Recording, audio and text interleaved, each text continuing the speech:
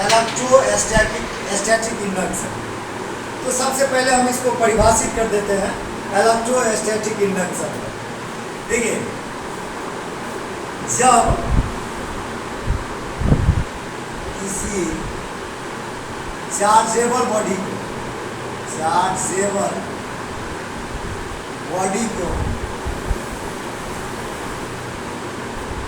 अनचार्जेबल body के पास लेकर जाते हैं,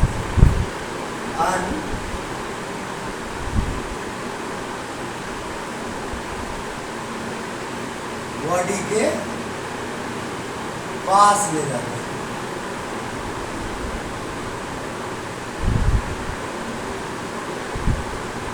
देखिए क्या लिखा है, जब किसी चार्जेबल बॉडी को अनचार्जेबल बॉडी के पास ले जाते हैं परंतु सटाते नहीं है। याद रखिएगा, और मैं ब्रैकेट में लिख देता हूं, परंतु सटाते नहीं है। ठीक है ना। जब किसी चार्जेबल बॉडी को अनचार्जेबल बॉडी के पास लेकर जाते हैं तब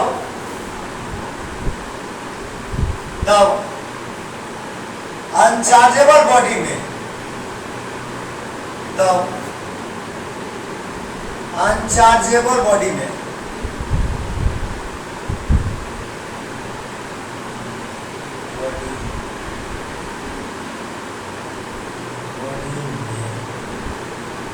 आवेश उत्पन्न हो जाता है। अनचार्जेबल बॉडी में चार्जेबल बॉडी के विपरीत अनचार्जेबल बॉडी में चार्जेबल बॉडी के विपरीत का वह सिरा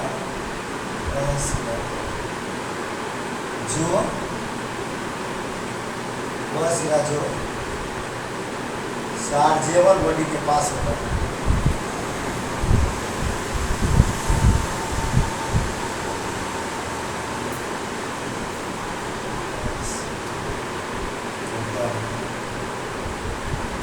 इस पर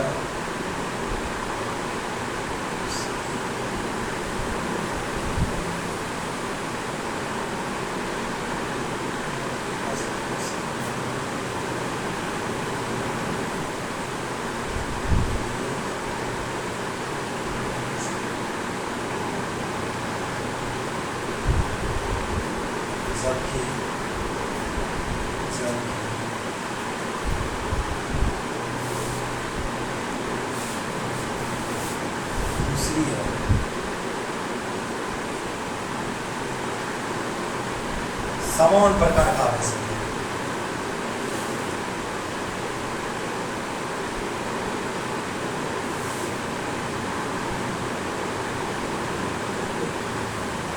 यही घटना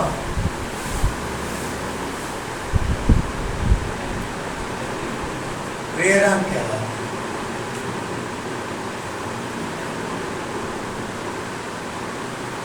या इसको इलेक्ट्रोस्टैटिक प्रेरण को इस तरह समझ सकते हैं कि ध्यान से समझने वाली बात है। जब किसी चार्जेबल बॉडी को अनचार्जेबल बॉडी के पास लेकर जाते हैं, जब किसी चार्जेबल बॉडी को अनचार्जेबल बॉडी के पास लेकर जाते हैं तब अनचार्जेबल बॉडी अपने आप चार्जेबल हो जाता है, अपने आप चार्जेबल हो जाता है। इसी घटना को इलेक्ट्रोस्टैटिक प्रेरण कहते हैं। मैं ये भी डेफिनेशन लिख दूं क्या? लिख दूं? चलिए मैं इसको समझाना चाहूंगा। पहले मैं एक डेफिनेशन और लिख देता हूं। जब किसी अनचार्जेबल बॉडी को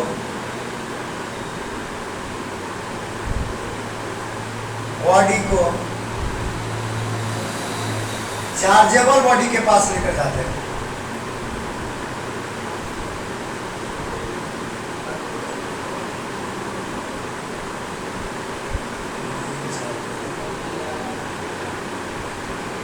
जब किसी अनचार्जेबल बॉडी को चार्जेबल बॉडी के पास लेकर जाते हैं तो अनचार्जेबल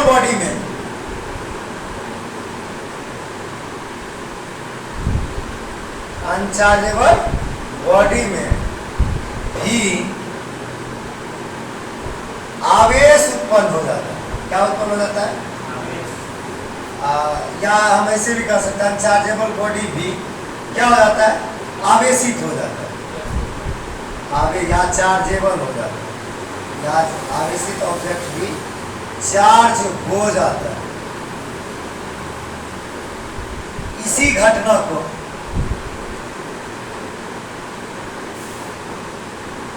इलेक्ट्रोस्टैटिक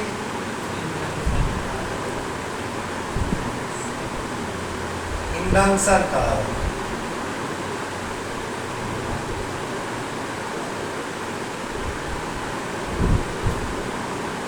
बिल्कुल सही है सर। देखिए क्या होगा कि जब किसी चार्जेबल बॉडी को अनचार्जेबल बॉडी के पास लेकर जाते हैं, ठीक है, तो अनचार्जेबल बॉडी में एक प्रकार का तो अनचार्जेबल बॉडी एक प्रकार से आवेशित हो जाता है। और यही घटना जो अनचार्जेबल बॉडी आवेशित हुआ है, यही घटना क्या कहलाता है? इलेक्ट्रोस्टैटिक इंडक्शन कहलाता है।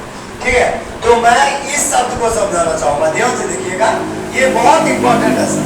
जब किसी चार्जेबल बॉडी को अनचार्जेबल बॉडी के पास लेकर जाते हैं, तब अनचार्जेबल बॉडी का वह सिरा जो चार्जेबल बॉडी के पास होता है, उसकी ओर विपरीत प्रकार का आवेश, जबकि दूसरी ओर या दूरवर्ती सिरे पर समान प्रकार का आवेश होता है। और समान प्रकार का कैसा आवेश होता है, इनको समझते हैं सर। ध्यान से देखिएगा, ये बहुत इंपॉर्टेंट। एक ही एग्जांपल दूंगा और एक ही एग्जांपल से मैं आपको समझा दूंगा, फिर अर्थिंग के बारे में बताऊंगा आपको, अर्थ जो किया जाता है उसके संबंध में। तो याद रखिएगा, इलेक्ट्रोस्टैटिक इंडक्शन क्या होता है कि जब किसी अनचार्जेबल बॉडी को अनचार्जेबल बॉडी के पास लेकर जाते हैं, तो अनचार्जेबल बॉडी क्या हो जाता है? चार्ज हो जाता है। यही घटना क्या कहलाता है? इलेक्ट्रोस्टैटिक इंडक्शन कहलाता है।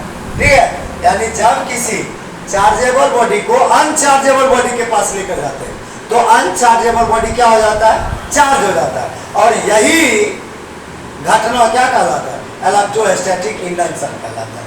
ठीक है, मैं एक उदाहरण से समझाना चाहूंगा आपको। यहां देखिए, मैं मान लेता हूं कि ये ए बी जो है ये चार्जेबल ऑब्जेक्ट है। ठीक है, ये भी क्या है? चार्जेबल ऑब्जेक्ट है। ठीक है, ये भी क्या है सर? चार्जेबल ऑब्जेक्ट है। दिमाग में रखिएगा सर, ये भी क्या है? Chargeable object. ठीक है, कोई चार्जेबल ऑब्जेक्ट, इसमें कौन चार्ज है? Positive charge. शुरुआत में इसके पास मैं एक कोई भी मेटल का पदार्थ इसकी ओर लाया हूं, यानी चार्जेबल बॉडी के पास लाया हूं। फिलहाल अभी ये अनचार्जेबल है, यह मेटल का जो बॉडी है यह अनचार्जेबल है। ये क्या है? चार्जेबल है। यानी चार्जेबल बॉडी को जब मैं अनचार्जेबल बॉडी में लेकर के अनचार्जेबल बॉडी के पास लेकर जाता हूं, तो होता क्या है? ध्यान दीजिएगा, ध्यान से समझिएगा। अनचार्जेबल बॉडी जो है सर जी, इसके अंदर इलेक्ट्रॉन्स और होल्स होते हैं। अनचार्जेबल बॉडी में क्या होते हैं? इलेक्ट्रॉन्स और होल्स होते हैं। अब देखिए, जैसे ही चार्जेबल ऑब्जेक्ट, ये भी चार्जेबल ऑब्जेक्ट है, जिसमें कौन चार्ज है? Positive charge. जैसे ही चार्जेबल ऑब्जेक्ट, यहां देखता हूं होल्स है, ये इलेक्ट्रॉन है, होल्स है, इलेक्ट्रॉन है, होल्स है, इलेक्ट्रॉन है, होल्स है, इलेक्ट्रॉन है, होल्स है, इलेक्ट्रॉन है, यानी इलेक्ट्रॉन और होल्स भरे हुए। ठीक है, जैसे ही मैं इसके पास लेकर जाता हूं, लेकिन सटाता नहीं, तो एक्चुअल में होता क्या है? इसमें कौन चार्ज है?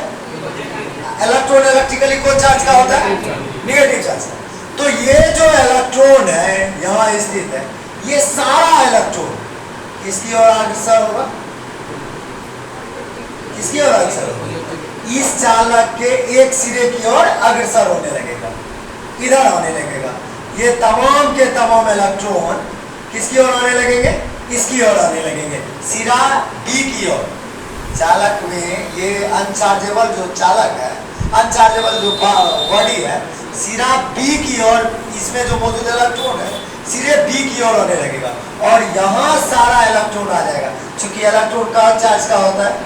Negative charge. तो यहाँ कौन चार्ज आ जाएगा? निगेटिव चार्ज आएगा। कौन चार्ज आ जाएगा? निगेटिव चार्ज आएगा। कौन चार्ज आएगा? निगेटिव चार्ज आएगा। ठीक है सर। जबकि अब चूंकि सब इलेक्ट्रॉन यहां से इधर आ चुका है, इलेक्ट्रॉन इलेक्ट्रिकली निगेटिव चार्ज है, तो निगेटिव चार्ज दे दिया होगा मैं, आ गया ना।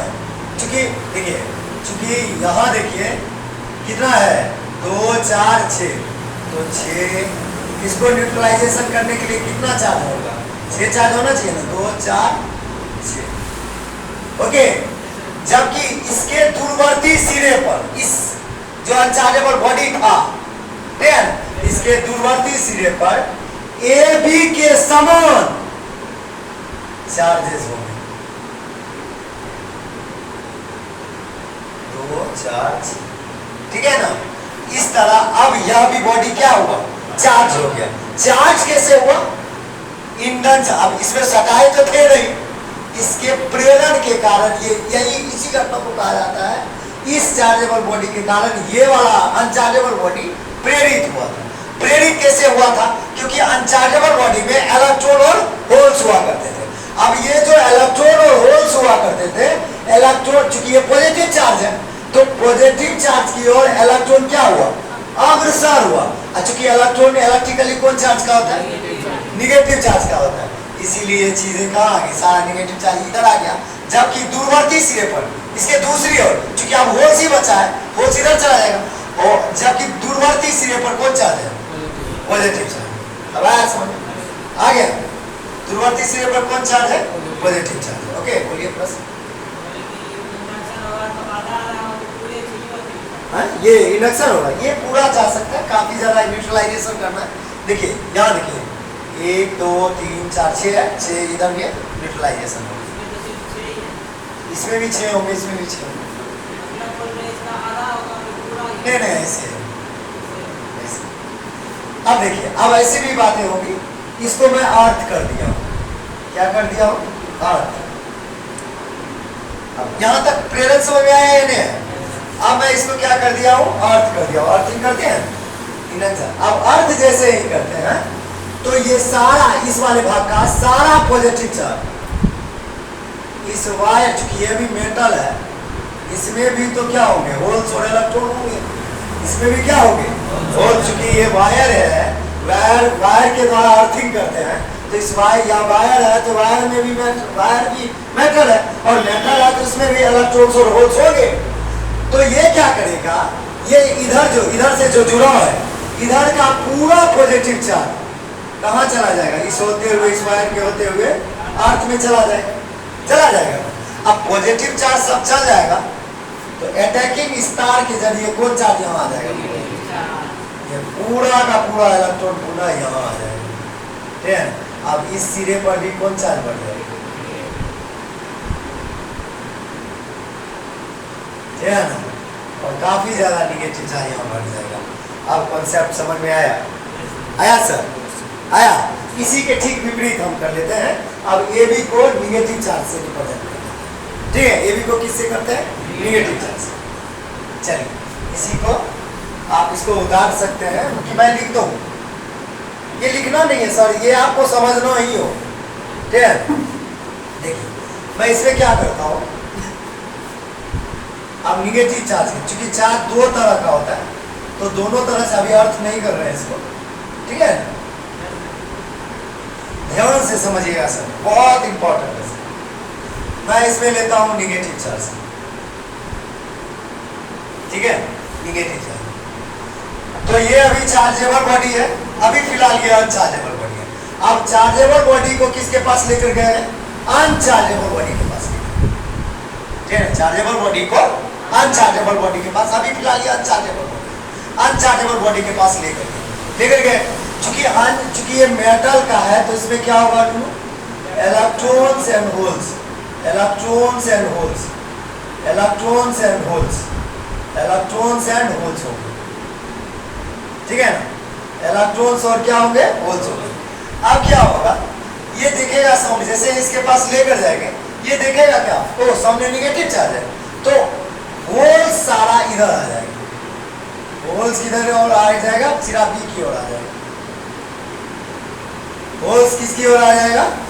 सीधे सीधे बी की ओर आ जाएगा, क्योंकि होल्स में कौन चार्ज होता है? पॉजिटिव चार्ज होता है। तो यहाँ इसके ठीक विपरीत कौन चार्ज हुआ? कौन चार्ज हुआ सर? पॉजिटिव चार्ज हुआ। कौन चार्ज हुआ सर?